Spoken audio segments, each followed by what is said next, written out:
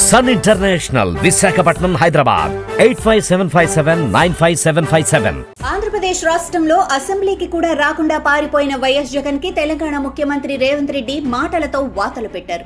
సోమవారం నాడు విజయవాడలో వైఎస్ రాజశేఖర రెడ్డి 75వ జయంతి కార్యక్రమంలో పాల్గొన్న రేవంత్ రెడ్డి పరోక్షంగా అనిపించినప్పటికీ ప్రత్యక్షంగానే జగన్ మీదకి మాటల బాణాలు వదిలారు.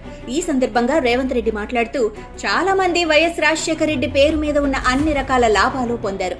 వాళ్లు మాత్రం వైఎస్ఆర్ బాటలో నడవటం లేదు. కుటుంబ సభ్యులుగా వారసత్వం రాదు.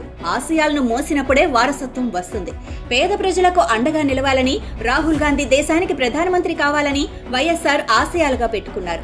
ఆయన ఆశయాలను మోస్తున్న వారినే మనం వారసులుగా గుర్తించాలి.